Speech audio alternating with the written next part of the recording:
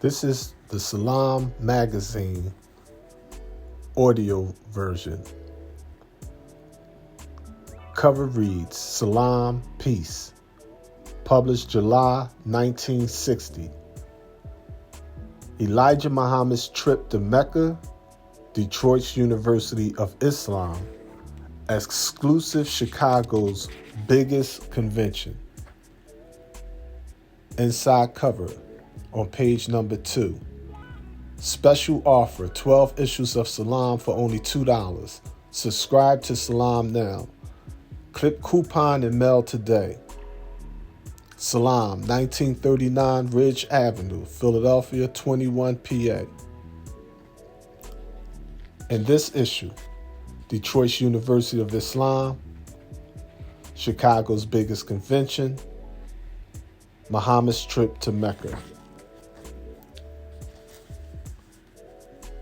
Page number 4 and 5 by Messenger Elijah Muhammad. The Rich Man and the Beggar. We must remember that we just cannot depend on the white race ever to do that which we can and should do for ourselves. The American so-called Negroes are like the Bible's story of Lazarus and the rich man, the story that Jesus must have foreseen in mind at the time.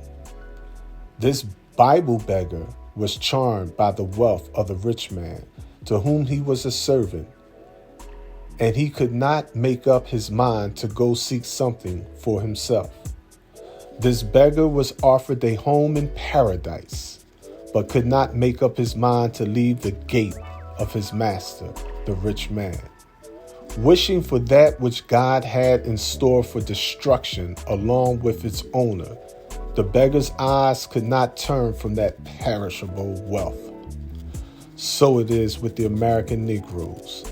They are charmed by the luxury of their slave masters and cannot make up their minds to seek for themselves something of this good earth, though hated and despised by the rich man and full of sores caused by the evil treatment of the rich man. On top of that, he is chased by the rich man's dogs and still remain a beggar at the gate. Though the gates of paradise were ever open to him, and the gates of hell were open to receive his rich master. The American Negroes have the same gates of paradise open to them, but are charmed by the wealth of America, and cannot see the great opportunity that lies before them. They are suffering untold injustices at the hand of the rich. He has and still is being lynched and burned. He and his women and children are beaten all over the country by the rich slave masters and their children. The Negroes' homes and churches are being bombed by the slave masters. Their women are used as prostitutes and at times are raped in the public's eyes. Yet the Negroes are on their knees begging the rich man to treat them as the rich man treats himself and his own kind. The poor beggar kindly asks for the crumbs, a job, or a house in the neighborhood of the rich man. Frightened Negro leaders, the Negro leaders are frightened to death and are afraid to ask for anything other than a job. The good things of this earth could be his if he would only unite and acquire wealth as his master has done, and as has been done by all independent nations. The Negroes could have this same kind of economic independence if they would get up and go to work for themselves. They are far too lazy as a nation, 100 years up from slavery, and still looking to the master to care for them and give them a job, bread, and a house to live in on the master's land. Negroes should be ashamed of themselves. While it is true that the white race has been very good at making jobs available for their willing slaves, this cannot go on forever. We are about at the end of it and must do something for ourselves. The slave master has given to you enough education to go and do for yourselves. But this education is not being used to advantage. In some cases, it is even being offered back to the slave masters to help them keep you, the Negroes, a dependent people, looking to them for support. Let us unite every good that is in us for the uplifting of the American so-called Negroes to the equal of the world's independent nations. Ask for a start for self-help, and the American white people, I believe, are willing to help give us a start, providing they see that you are willing to do something for yourself. This will remove from them the responsibility of trying to give jobs and schools to a lazy people. But it would also get the Negro honor and sincere friendships all over the Asiatic world, and God Himself would prolong their time upon the earth. You must hurry and join unto your own kind. The time of this world is at hand. Write to Muhammad's Temple Number 2, 5335 South Greenwood, Chicago 15, Illinois. Elijah Muhammad, Messenger of Allah. Page number 6. Muhammad's Temple Number 1 meetings, Wednesdays and Fridays, 8 p.m., Sundays, 2 p.m. Happy Muslim students at University of Islam chat near Muslim-owned lunchroom. Photograph for Salaam by J. Edward Belly III. Page number 7. High school students at University of Islam in Detroit listen attentively to discussion of one-celled animals in biology class. Muslim school is accredited. Detroit's University of Islam. Children need more than 3 R's by Muhammad. Education occupies a very high and important place in the religion of the Muslim followers of Mr. Elijah Muhammad.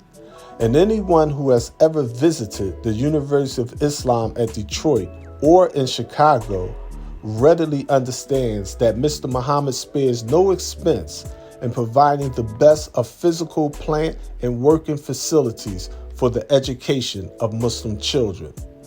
Big, roomy, modern lighted hallways and classrooms are a must in the University of Islam, where many of the future ministers of Islam receive their early training.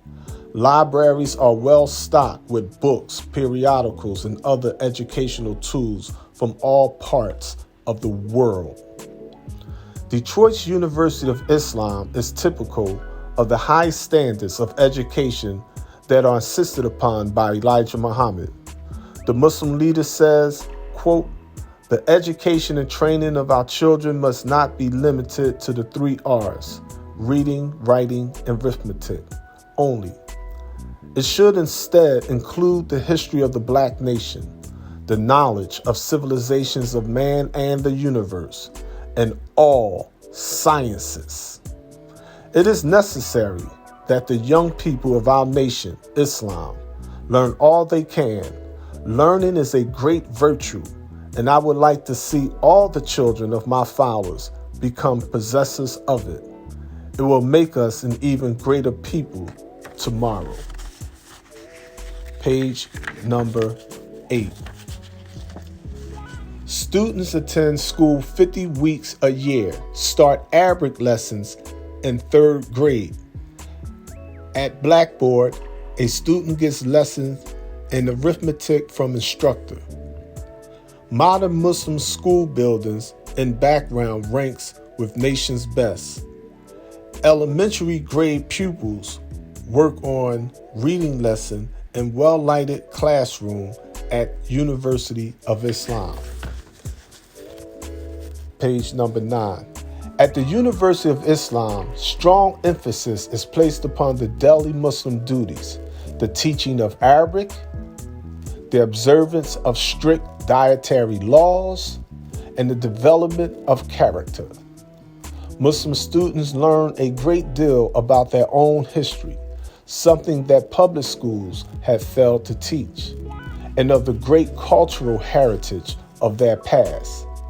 They soon learn to become proud of being Black, and this personal self-esteem can be noticed quickly by an outsider observing the behavior of an adult Muslim. At the Detroit University, future leaders of Islam attend classes 50 weeks a year, and students start learning Arabic while in the 3rd grade. Page number 10. Like most public schools, promotions come twice early. While Muslim students are in school 50 weeks a year, they get a vacation during the last week in June and again toward the end of February, which is the time of annual convention of Muhammad's Temples of Islam. Promotions come in June and February of each year. Senior high school students talk about everyday teenage topics after lunch in Temple Number 1, luncheonette next door to the school. Students' luncheonette.